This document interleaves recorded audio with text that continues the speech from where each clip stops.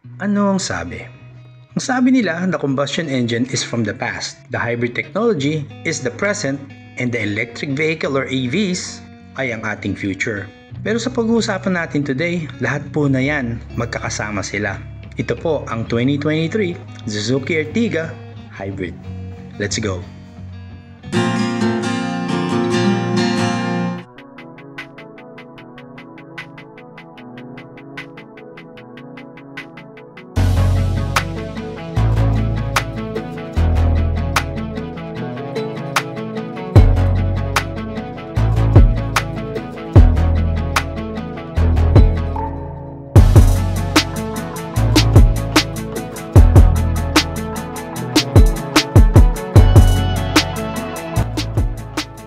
Kung di pa po kayo nagsasubscribe sa channel ko, please do consider subscribing and hit that like button. Maraming salamat po.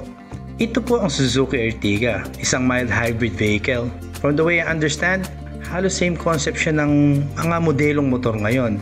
Naka-smart motor generator po siya. Ala po siyang regular starter.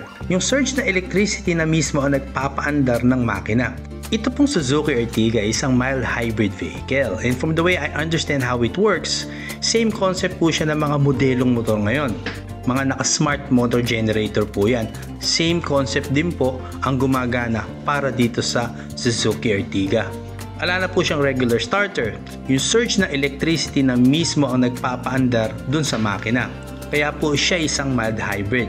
Kaya dahil po dyan, meron po siyang stop and start system na meron din po sa mga modelong maxi scooters ngayon. Well, kung di man po ganun ka-accurate ang pagkakaunawa ko o pagkaka-explain ko, please feel free to comment down below.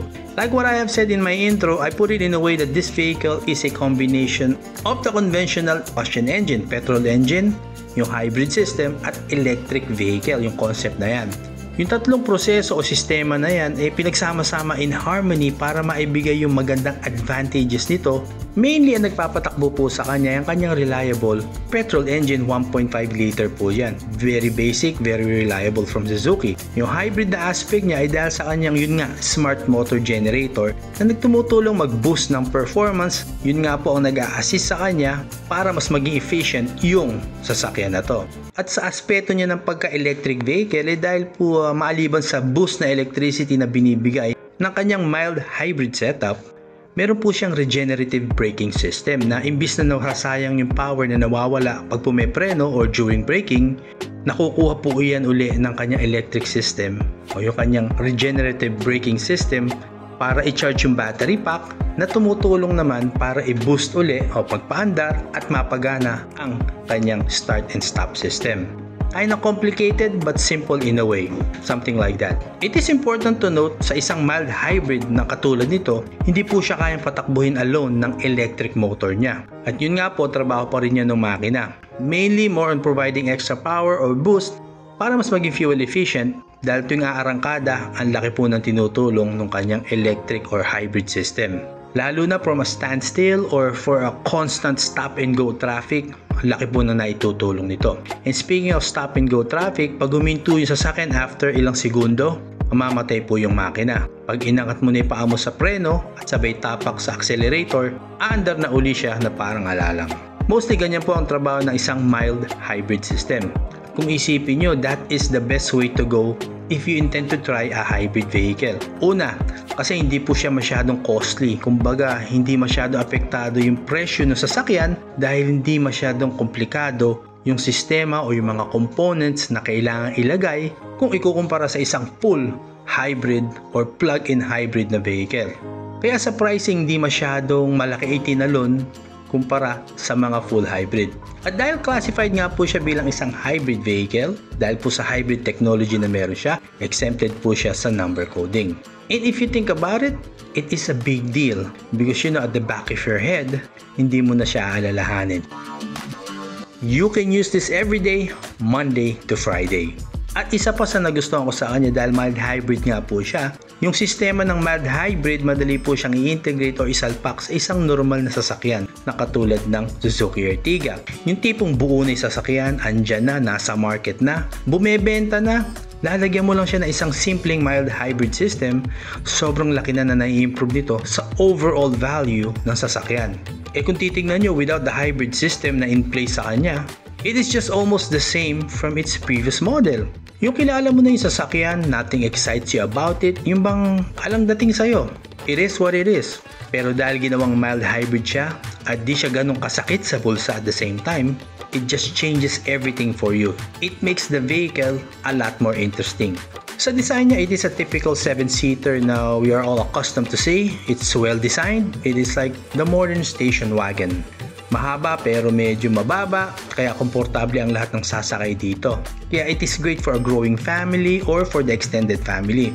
Perfect po to para sa mga long road trips along with the family members. One thing I want to mention is with cars from Suzuki, pag binuksan nyo po yung mga pinto nila, mga sasakyan from Suzuki, it always almost opens 90 degrees po, kaya hindi po mahirap pumasok at lumabas, lalo na po dito sa Suzuki Ertiga na may third row seating. And as it is, wala ka masyadong makikita ang amenities dito sa second row, but it is spacious.